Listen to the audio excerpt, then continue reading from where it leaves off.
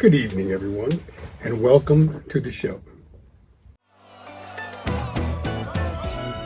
Okay, so the entire foundation of this book, the whole thing, rests on one single crucial distinction. It argues that to even begin to understand this hidden history, you have to realize we're not just talking about one kind of God, we're talking about two, and they are fundamentally different kinds of beings. On one hand, you've got the true creator of the universe. Now, this isn't some guy on a throne in the sky. It's an all-encompassing, ever-present force that is creation itself. It can't get jealous or angry or go to war. But then you have the biblical gods, right? Like Yahweh and Jehovah. The book describes them as physical, flawed, and kind of limited beings who are always demanding proof of loyalty and honestly show some very human-like emotions. This one word you see here, ubiquitous, is basically the key that unlocks the book's entire argument. I mean, think about it. You've heard stories like God asking Abraham for a sacrifice just to prove his loyalty. The author's point is really simple.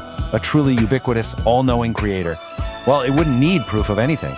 It would already know what's in your heart. The test itself wouldn't make any sense. So, of course, this leads us to the big, flashing question. If these powerful, and let's be honest, often angry gods of the Old Testament aren't the ultimate creator of the universe, then who in the world were they? And where do they come from? Good evening, everyone, and welcome to the show. I am Curt Williams Jr., or Curt Williams as you may call me. I am a spiritualist, guru, and a sage. And today I'm going to bring back another episode of myself debating with an atheist. I love these atheists. Some of these atheists out here, they're so articulate and actually quite brilliant people. And I don't understand why such a brilliant person would deny the existence of a designer, of a creator. I can't seem to debate with these people in person. Some of them are no longer living. So what I choose to do is take videos of their past YouTube shows and basically comment on, give my opinion of what they are saying about atheism and the non-existence of a designer. And so I believe this fella is his name is Feynman, I believe, and I'm going to let him begin by explaining all these things to you, and we'll see how this all goes.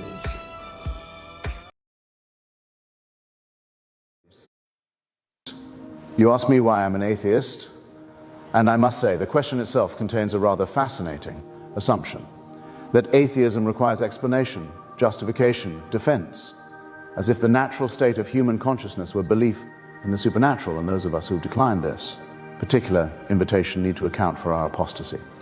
But let me turn that assumption on its head, if I may. The real question, the one that actually demands an answer, is not why I'm an atheist, but why anyone would be anything else.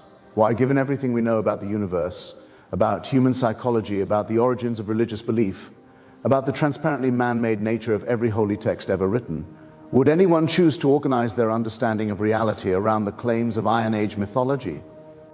I'm an atheist for the same reason I don't believe in astrology, homeopathy, or the idea that Elvis is still alive and working at a gas station in Memphis. I'm an atheist because I care about what's true, and religious claims about the nature of reality are demonstrably, provably, embarrassingly false. Not metaphorically false, not poetically false, but actually false in the same way that claiming the earth is flat is false. The universe was not created in 6 days by a deity who then needed a rest. Humans did not spring fully formed from the clay. The geological record is not evidence of a global flood. Prayer does not cure disease. The dead do not rise. Virgins do not give birth. These are not matters of interpretation or faith. These are factual claims about the physical world, and they are wrong. But it goes deeper than mere factual error, doesn't it?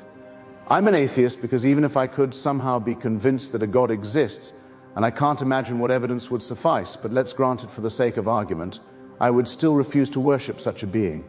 The God described in the Bible, the Quran, the Torah, this is not a being worthy of admiration, let alone worship. This is a celestial dictator, a cosmic Kim Jong-il who demands absolute obedience, who punishes thought crime, who established a system whereby we're created sick and commanded to be well, then held responsible for our inevitable failures and threatened with infinite punishment for finite sins. What kind of moral monster creates beings capable of suffering, designs a world filled with disease and disaster and cruelty, then demands gratitude and praise for the occasional respite from the misery he himself ordained.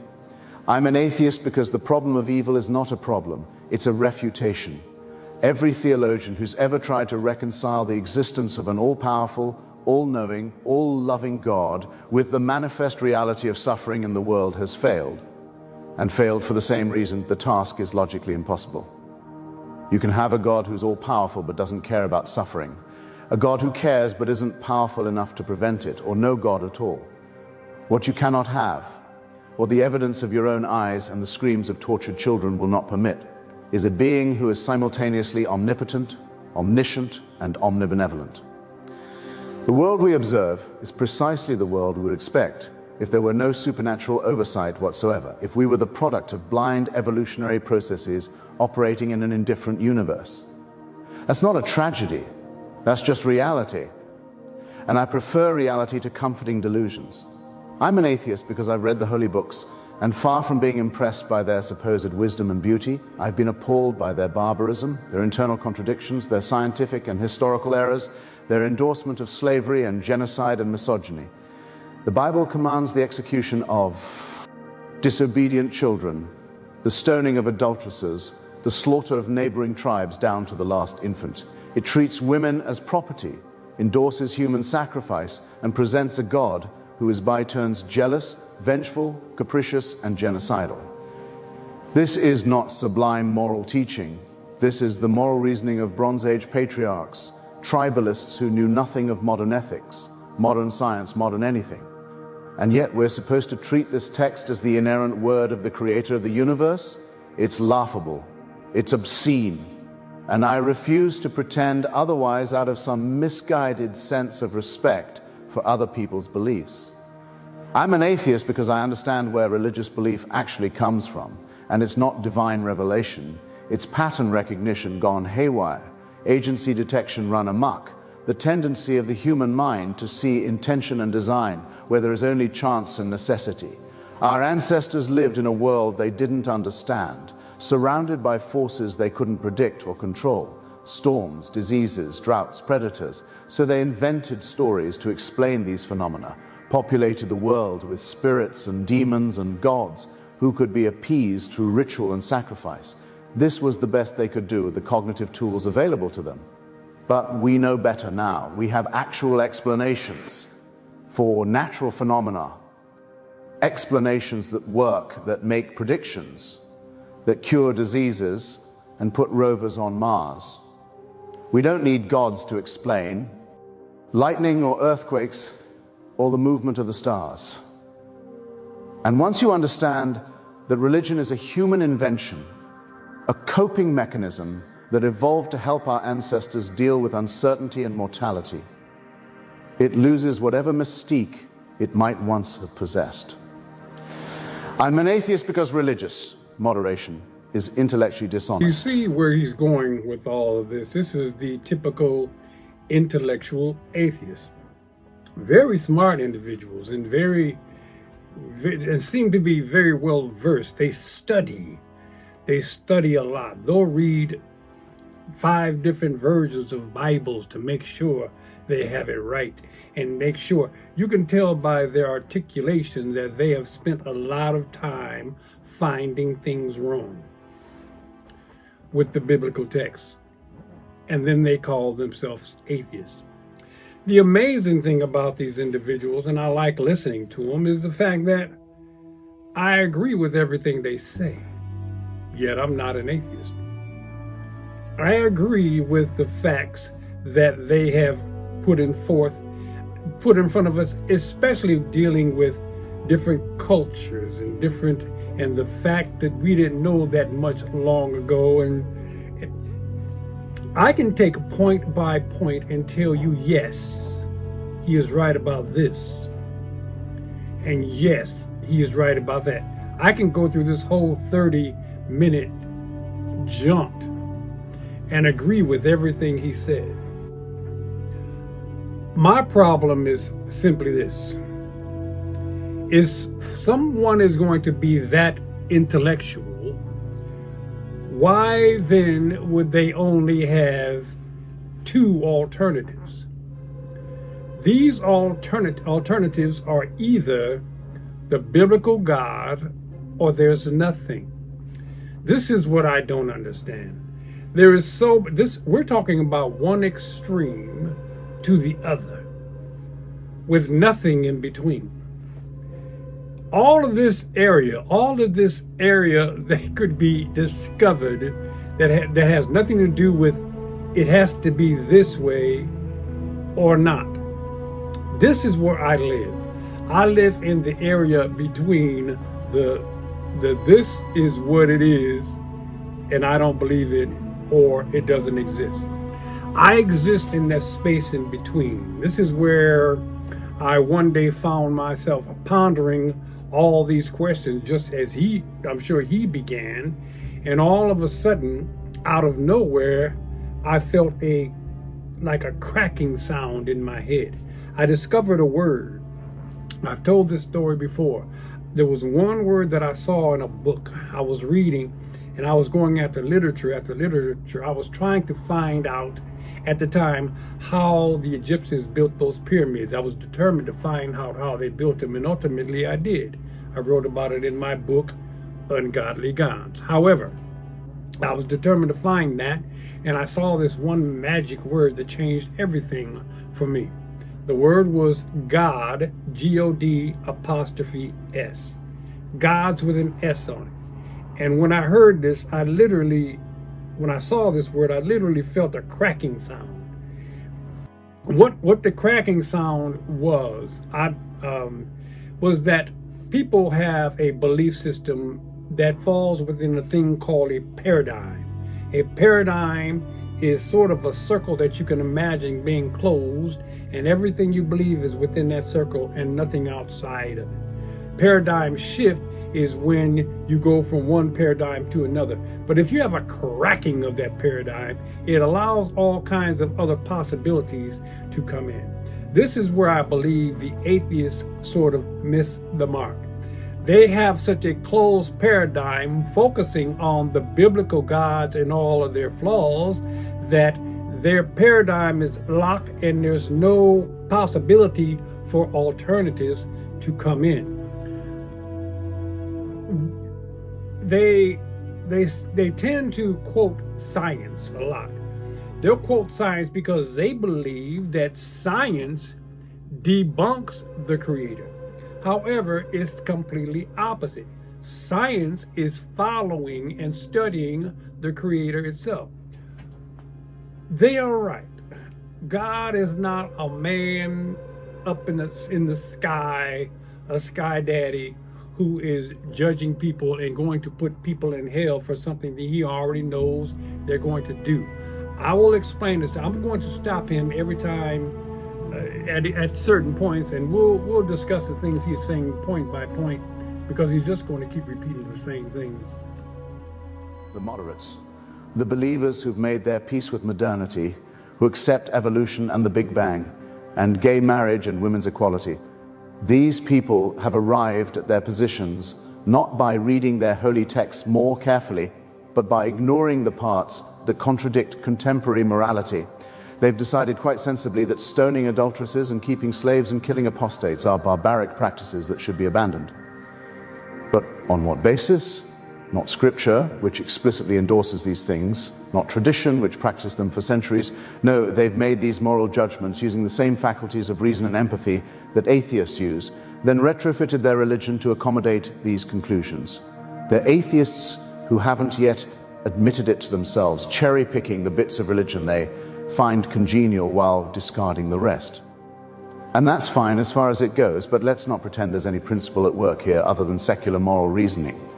I'm an atheist because I value... For some reason,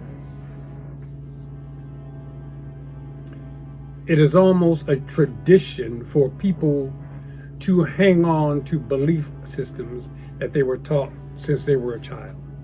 It's as if, I had somebody tell me, hey, their mother and father are the ones that told them these things, and so these are the things that they're going to appreciate and go with for the rest of their lives. See, this is the problem. The problem is not the fact that people haven't learned things. It's that people are stuck into a system of belief and they feel that they cannot change or believe anything otherwise. Intellectual honesty, and there is nothing honest about faith. Faith is the surrender of reason, the abdication of. F, critical thinking, the willingness to believe things without evidence or even in the face of contrary evidence. Religious believers will say this is a virtue, this capacity to believe without proof, but why? In every other domain of human life, we recognize that believing things without evidence is a vice, a failure of reasoning, a path to error. We don't admire people who believe in conspiracy theories or pyramid schemes or fraudulent medical treatments. We recognize that they've been duped, that they've failed to apply appropriate skepticism. Okay, so dealing with faith. Faith is something that is not real. Faith is something that if you believe something, that means that that thing that you believe in cannot be real, because if it were real, it wouldn't take a belief system. Faith is something that is seen, things seen and heard and not seen, whatever. Let's get down to the nitty-gritty here. Let's talk about what God is as opposed to what God is not. The Creator and God, in my opinion, is the same thing. Well, it's not. However, we are trying to teach that it is. We're trying to teach that God and the Creator of the universe is the same thing, because if I could teach people that they were two separate things, they still wouldn't learn anything. When I say they're the same thing is because people with their belief systems, they're going to wrap and lock down onto old things and things that they've heard from the past. What I'm saying is that they're going to equate God to the literature, the verbiage that you hear from these Bibles and these old books, and call that a reality. What I'm saying is simply this: God and the Creator of the universe is the same thing. God and the biblical rhetoric is not. So, or I can simply just call the Creator of the universe the Creator of the universe. For the sake of argument, I'm going to just call the Creator of the universe simply that, for the sake of argument. Now, let's dig into what that means. It is a consciousness. It's a consciousness. I will begin there. I will begin there by trying to explain what this consciousness is, and then I'll try to explain what it's capable of doing. This consciousness is a sort of a bulk of information. The more information that's added to it, the greater the consciousness. The greater the consciousness grows. You can say God, the Creator, is a conglomeration of knowledge and information. This thing that we are calling God is learning. It's learning, and it has been learning for a millennia, before there was any such thing as time. This is what it is learning. It is learning everything. You see, everything. It is learning everything. And when I say everything, I mean every single thing. When there is nothing that is known or can be known that wasn't created by the Creator. By definition, that's what a creator is. Now, we're going to go back to we're going to go back before there was such a thing as time. Now, before there was such a thing, because time added a variable to reality. Before there was time, there was simply a consciousness that was trying to expand itself. And this consciousness started to create beings. in this realm, in this timeless realm, because he hadn't learned yet that you needed time in order to achieve results. If there's no such thing as time, everything, I would imagine that everything comes. Imagine living in a place where all the cars came up different years.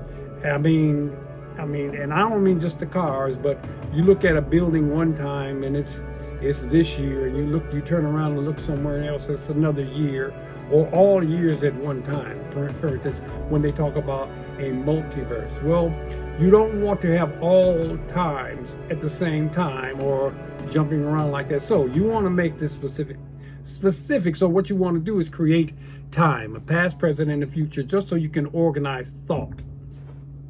Now, once he organized thought using time, now I can say this happened here and this was a consequence that happened there.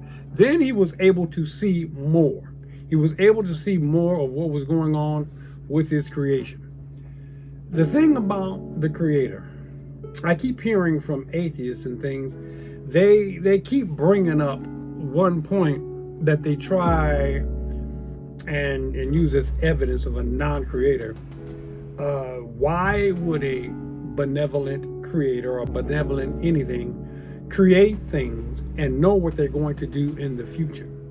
They know what they're going to do in the future, and then they know they're going to fail. They know they're going to kill each other, and they're going to blow up. You know, he knows what Hitler's going to do, yet he's going to create Hitler and watch Hitler do what Hitler did. Well, and then put Hitler in hell for doing what God knew he was going to do.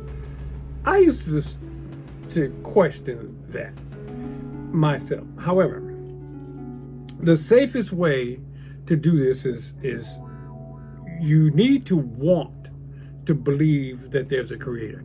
If you don't want to believe there's one, you can make up all kinds of reasons for there not to be one. But if you can want there to be one, start with that. If you could want a creator that is benevolent, meaning peaceful and loving, create that one and work from there. All you need to do is create for yourself this benevolent creator that does nothing wrong. Nothing wrong. If he does nothing wrong except love, if you start with that and work your way backwards, you have these atheists. They're going to talk all day long about what the negative things that God did and the negative things that he didn't do. Well, you know, these are, all you have to do is put him in a position of complete love, and then it's your obligation to understand how this happened in spite of a God that is supposedly loving. Concentrate and focus on the fact that he is a loving God, that he is benevolent, not malevolent, which is just the opposite. So once he found out that he needed time because the first thing he created in this ethereal realm were angels, and angels began to fight. Why did they fight? They fought because they had no sense of nothing to accomplish. There was no reason for their being, so they could just do anything they want, and basically they just wanted the Creator's attention. We're going to have to go back to the beginning. Not to the very beginning, but to the beginning of what existence is, what the Creator is, what this thing is. Like I said before, it's a mass of information. The Creator is an information network. In order for him to create, he realized that in order, the greatest thing he could do to learn, how could something that supposedly knows everything learn more? Well, I imagine this benevolent this benevolent God that I have in my opinion, to get to a point where he created as much as he could, and he was limited. He said, well, I've created everything, and everything is doing all this stuff. So what could I do to expand more? One thing that we do know is the universe is expanding. How is it expanding? More information. So how does he create more? Well, the same way he created things in the beginning. What he did was took a fraction of himself. By the time he became this molecular structure, he had to become a molecular structure in order to create other things, because it was these molecular building blocks that were able to basically build these, to construct these other things, even beings, even planets, moons, stars, whatever. So what they are pieces of the Creator. The Creator used his aspect of himself to create more things. Now, in order to find out how to experience more, because once you create, you can watch things. I use the example of my favorite athlete. My favorite athlete, Secretariat, the horse. Yes, the horse. If you look at Secretariat in the Preakness, it's an amazing, amazing thing to watch. I mean, as he began to pick up speed and pull away from Sham, it was so magnificent to watch. However, there was something else going on in that particular race. And that was going on in the mind of the jockey on Secretariat. Terracotta. Now, it's one thing to see it, but it's another thing to experience it. What he said was he was racing and he knew Secretariat was running like a machine. He was kind of used to that, but he kind of felt that there was some kind of rhythm going on that was a little different. And he was just into the rhythm, and he was going. He really had no idea he was that far in front. He thought perhaps Sham was right behind him or whatever, and they needed to keep on trucking, so to speak. However, he said once he got down to where he could see the finish line down there in the distance, he happened to turn around and look back. And he said as soon as he looked back, it scared the hell out of him. Now, why would it scare the hell out of him? For several reasons. Number one, he just couldn't understand what was going on at that particular time. He couldn't understand how he could be in this position. He realized then what the horse was doing. He was afraid he was going to fall off. He may have been afraid that the horse was going to drop dead.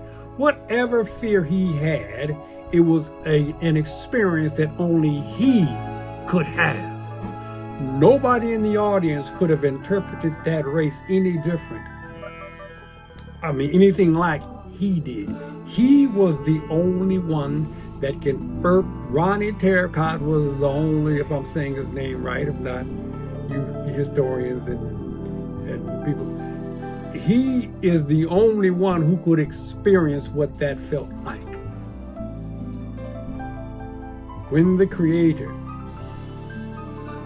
takes pieces of himself and puts it into all things, and then gives those things free will, what happens then is all of those things not only exist, but they experience things. They experience things in ways that a person never could know what it felt like to be like without experiencing those things. So it's not enough just to see something take place. You have to experience it. So it's not God, the Creator, that is being this destructive being. It's this being that's experiencing all aspects of life, things that the Creator would never do, simply because the Creator is not as, he's more malevolent than benevolent. But there are things out here that will create circumstances that the Creator just couldn't do himself. But by doing all these crazy things, it's allowing the Creator to experience things that he would never ever have done on his own. So let me get back into my friendly neighborhood atheist. But somehow, when the claims concern the supernatural, when they're embedded in ancient texts and backed by institutional authority, we're supposed to treat this same epistemological failure as noble, as a sign of spiritual depth. I reject that entirely. If your beliefs cannot withstand scrutiny, if they require the suspension of critical faculties, then they're not worth holding. I'm an atheist because the arguments for God's existence are unconvincing, every single one of them.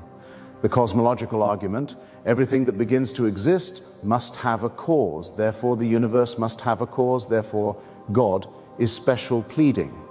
If everything needs a cause, then so does God. If God doesn't need a cause, then neither does the universe. The teleological argument, the appearance of design in nature points to a designer, is undermined by our understanding of evolution by natural selection, which explains apparent design through entirely natural processes. The ontological argument, God is that than which nothing greater can be conceived, existence is greater than non-existence, therefore God exists, is word games, an attempt to define something into existence. He said they're unconvincing, every single one of them. The reason his arguments are unconvincing is because what I said in the beginning. His arguments are far left with nothing left on to the right. Basically, it's this way, it's this belief, these beliefs that I have without any alternatives. If he would look for alternatives, like I said, it's very simple. Imagine a benevolent creator, all loving and all good, and work from there backwards.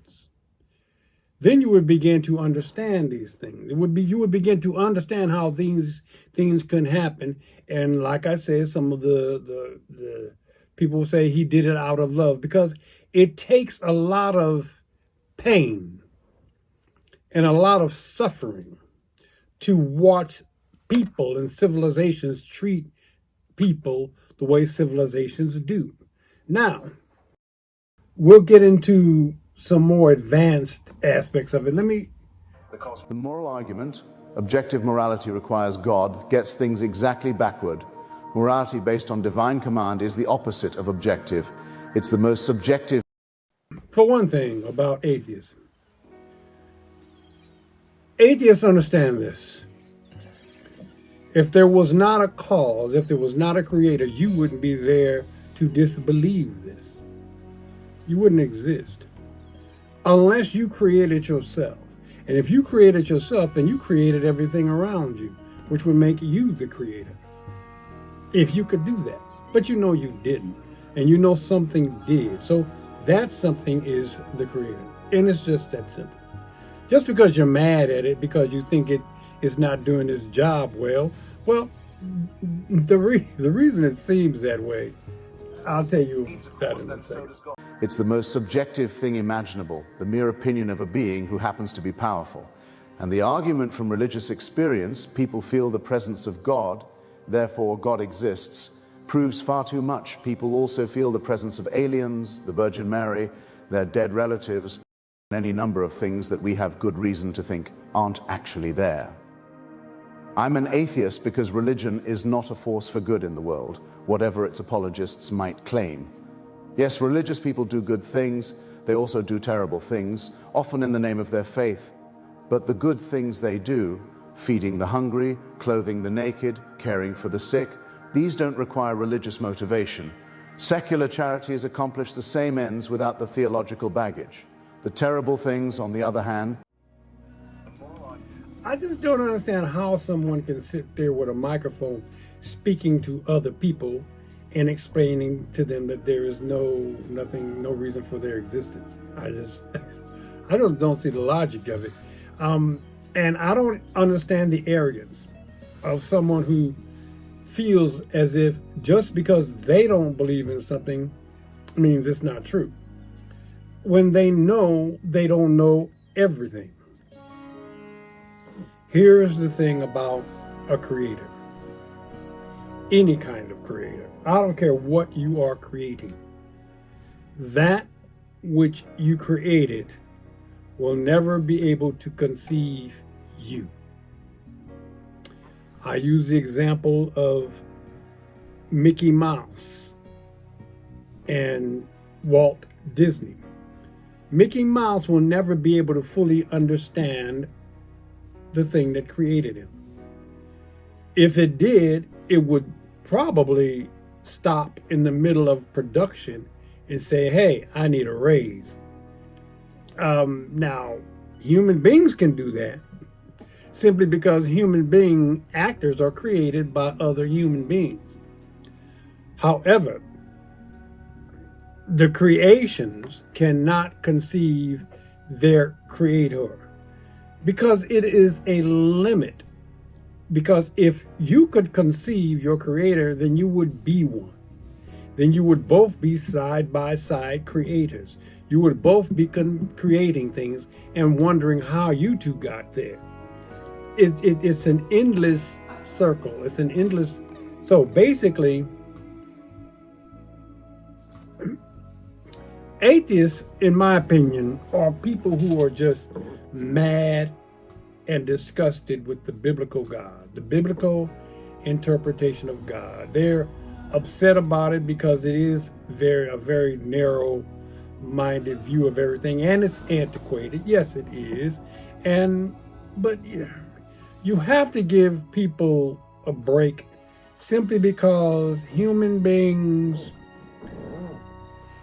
One thing that I found out, I was doing a little research on, I like to study things that I have no idea what they're about. However, I find them very interesting. And there was a doctor doing experiments on the human brain. And they found out that in brain surgery, they could do things to a human brain that can make different parts of the brain resonate differently.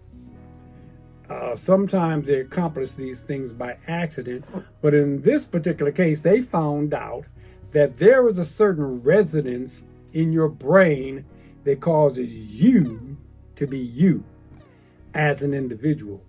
If without this mechanism, you would begin to see the world like other people would see it. It's almost like a mass schizophrenia. Your brain is fine-tuned to a rhythm to where you will see the things that you are supposed to see. Everyone sees the things only that they are supposed to see. Without this mechanism in place, you might be able to see the same thing this person over there is seeing, or this person over there.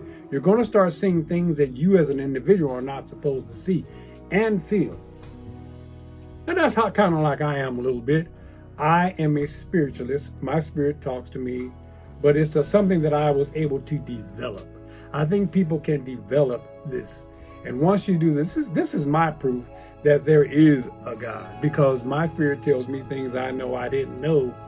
I could ask it anything and it will just answer the question. I'll explain the creator to me. Okay. And it did. It explained it to me, and I'm explaining it to you. Basically, the creator, the reason there is pain in the world, it's not the creator's fault. It's the creator, he is experiencing these things just as you, he's experiencing them as if they're happening to him. The reason he's not responsible for it, because the way he set this mechanism up, he set it up to where there's cause and effect, and there's repercussions for people's actions. The hardest thing, I may get a lot of criticism for this. However, I must speak about the things that I've learned, because I've questioned a lot of hard things. Like, for instance, as a black man, I question slavery, for instance. God, when I asked the question, God, I didn't say God, I call my spirit Big Curt. Big Curt, explain slavery to me. How come, why are people born into slavery? How could this be? It's the most horrifying thing that could ever happen, could ever exist. How could people be born into slavery? What could they have done that could have been so horrible? What you do is simply take this benevolent God, creator, and not put any blame on it. Take the blame away from it and see where the chips fall. What's going to happen, what you're going to realize is that if it's not God's fault, then whose fault is it?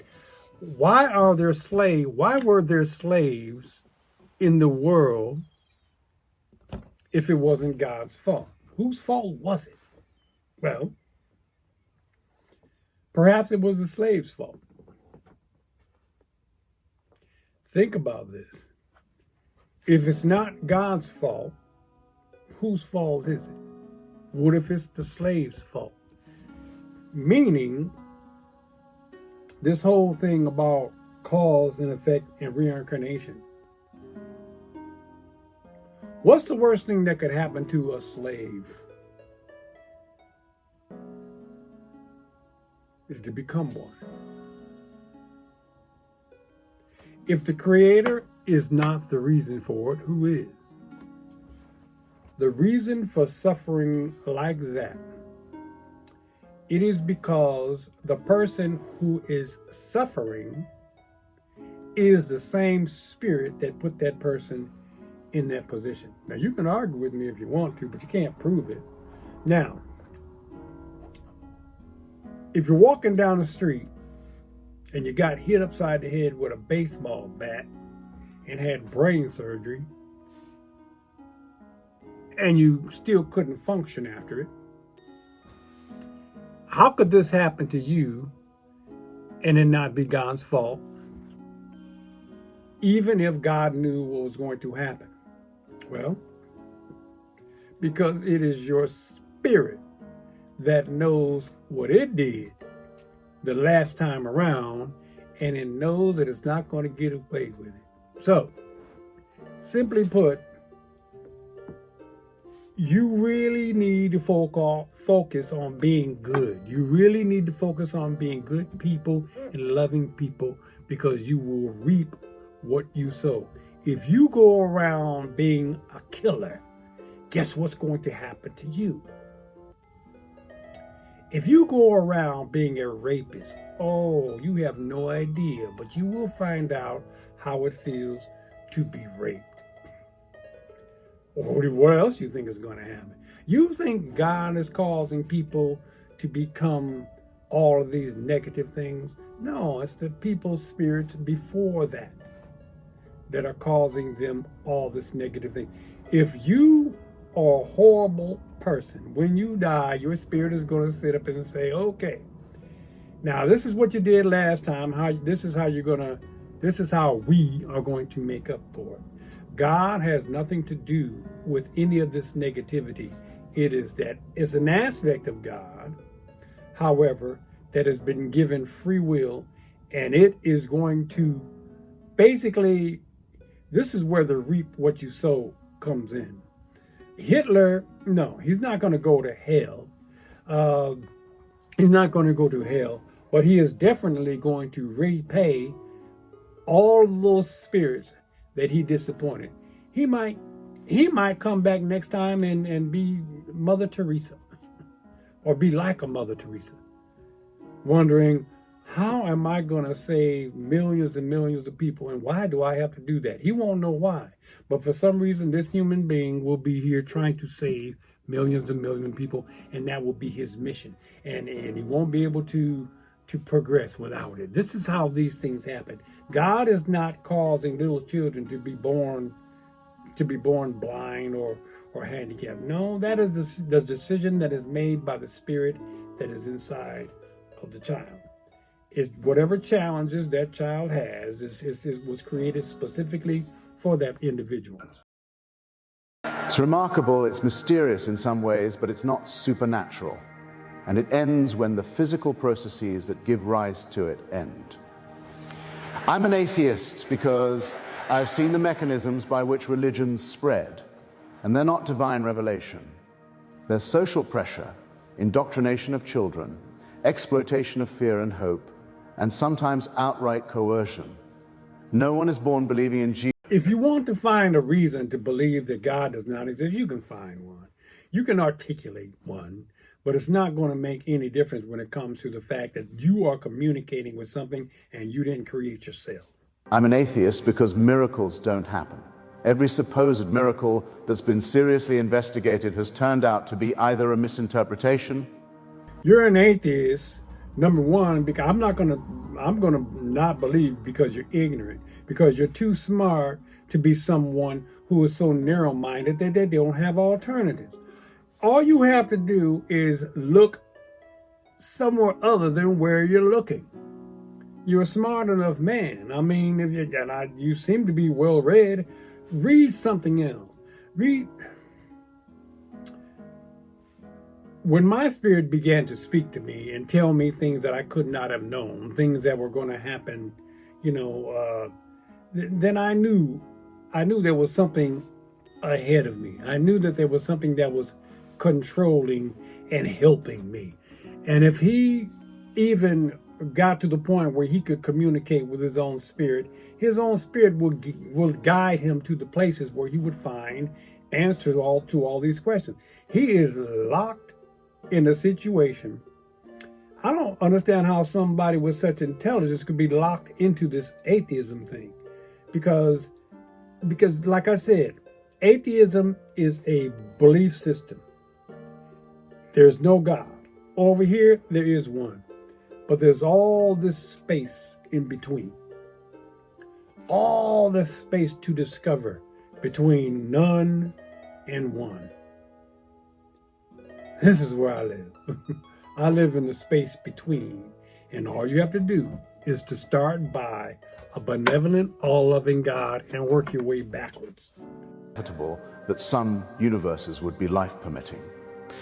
But even if we grant for the sake of argument that the universe was fine-tuned, this doesn't get you to God. It gets you to some kind of tuner whose nature, purposes, and characteristics remain He's right about all that. See, the thing about atheists, they love being right. So what they're going to do is mock, and they're going to call out all these things that they could be right about. Like it doesn't take religion to be a nice person. It doesn't? Yeah, you're right. You could be right about a lot of things, but the one thing you're not right about is how you got here. If there's one question you cannot answer is how do you exist and how? Because if you can't answer that, I don't know why you're telling anyone else what cannot be. If you cannot articulate how you got here and how these other people that you're talking to got here. If you cannot explain that, I don't know how you can say there's not a creator. Deprivation. Electrical stimulation of certain brain regions. They're real experiences, but they're products of neurochemistry, not evidence of supernatural realms. And the fact that people interpret these experiences through the lens of their particular... He's using the malevolence of human beings as proof that there's not a creator.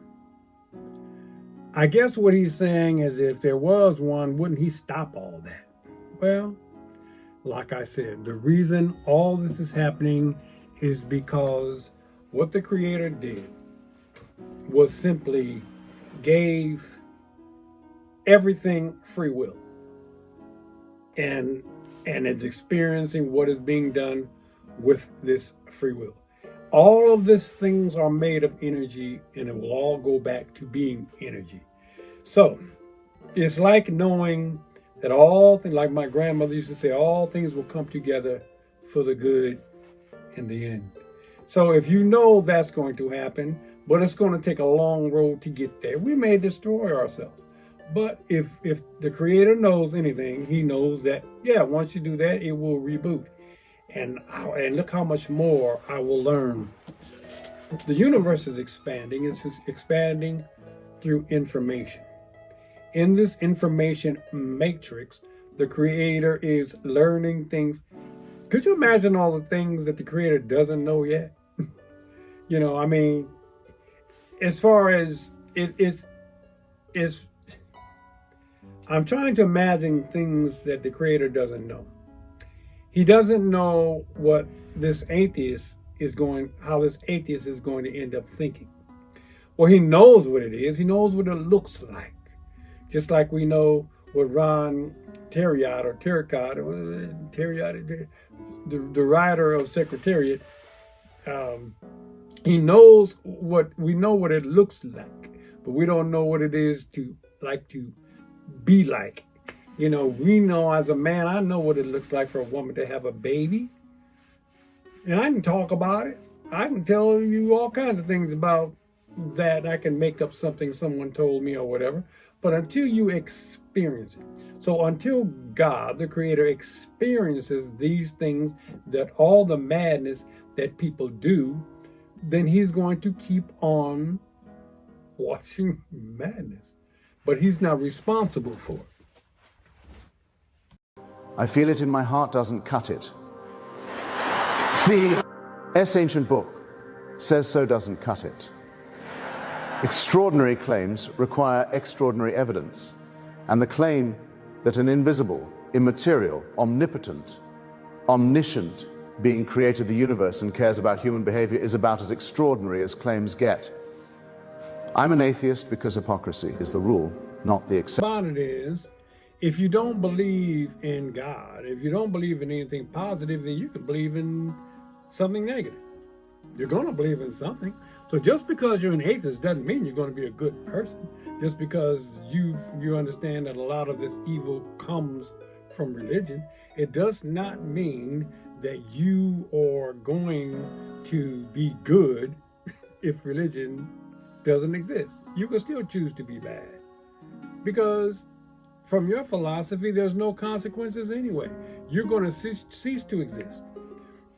He's going to say, I don't know if he said it before or not, he's going to say or has said that the fact that he doesn't know that there's an end, just an end, makes life more precious. He's going to feel, well, that wouldn't make life more precious to me. What would make life more precious to me was that when I come back here, I'm in a better position than I was when I was here the first time. That's what's important to me, especially if I have to keep coming back. I want to come back better next time or more prepared than I was this time. I don't want to have to keep starting over. This kind of person is going to have to start over because their whole ideology has to start over, because they might come back and discover the same thing over and over and then end up an atheist, end up in a perpetual loop, which is not that's something that God is going to have to experience too. It's going to have to, this atheist has been in this loop for like 2,000 civilizations. And then God has to see how it whatever happens to him, you know, what happened to this man that made him get stuck in this loop. I'm hoping by doing this series that I'm doing, I'm hoping that other people that I'm talking about in these shows will say, hey, why are you using me in your shows? Why don't you talk to me in person? And I will be glad to do so.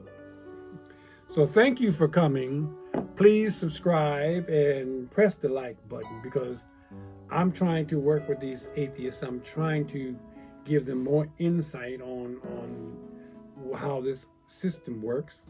And I will be back next week, and I love everybody, and everybody have a wonderful life and a wonderful time. And know there is a creator, a benevolent creator, and he loves everyone, and I love all of you. Thank you.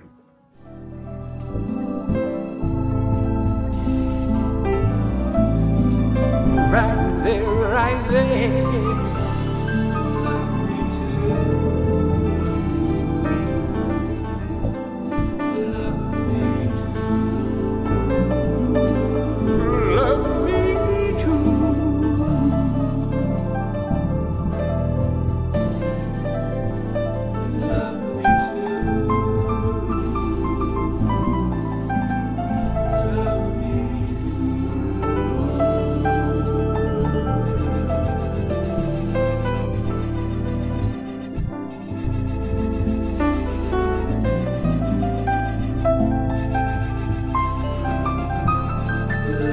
Yes, right there.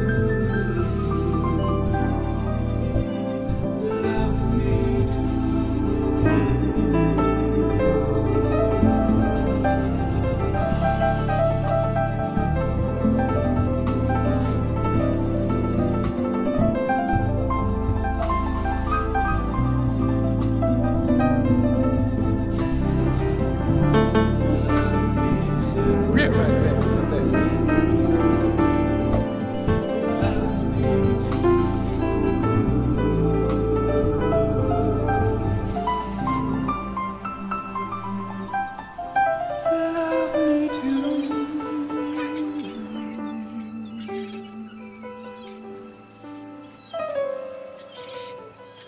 Subscribe and push the like button.